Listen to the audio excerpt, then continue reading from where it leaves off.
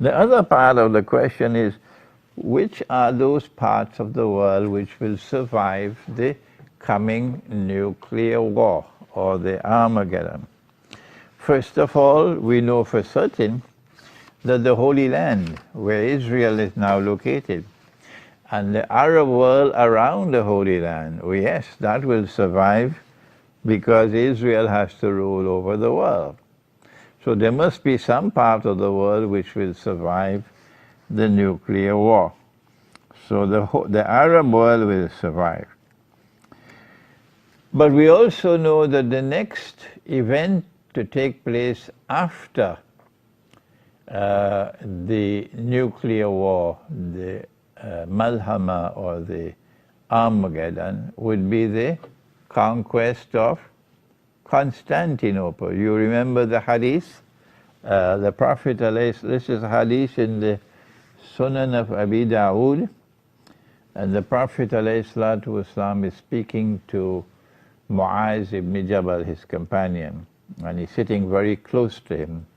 And he says to Mu'az that Umranu Bayt al-Maqdis, Kharabu Yatrib, Khuruj al-Malhama, Khuruj al-Malhama, Fathul Constantiniya, Fathul Constantiniya, Khuruj al-Dajjal.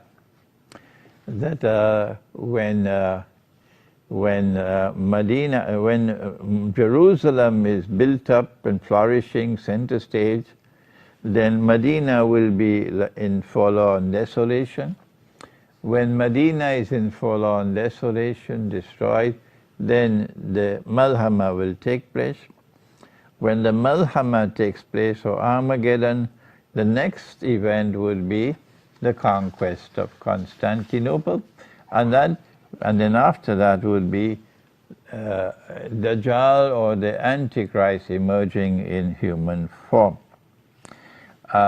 If the conquest of Constantinople is to take place after the Malhama, remember that the Prophet has praised that army which will conquer Constantinople. So there has to be an army which will conquer Constantinople. And when Constantinople is conquered, the only military significance will be that the Bosphorus will now be free from NATO. So the Russian Navy can now pass through the Bosphorus into the Mediterranean. So this hadith indicates a number of things. That this part of the world will survive. The Arab world, up to Syria, up to Turkey.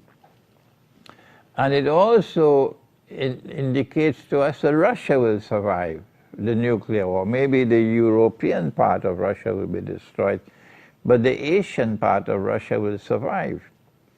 United States and Canada would be ashes, and Europe would be ashes. No one can survive in that part of the world. You may not die in the Malhama, but you cannot survive after that, because you won't have a land that is fit for people to live in. So North America and Europe, goodbye to you. Modern Western civilization, goodbye to you. We're not going to miss you, incidentally.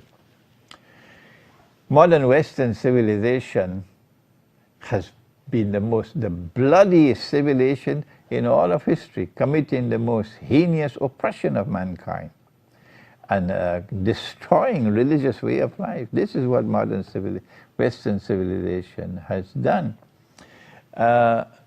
But Russia will survive, maybe the Asian part of Russia, and China will survive, because China is so vast, and Chinese probably have already moved their vital, what they need to survive, into the countryside.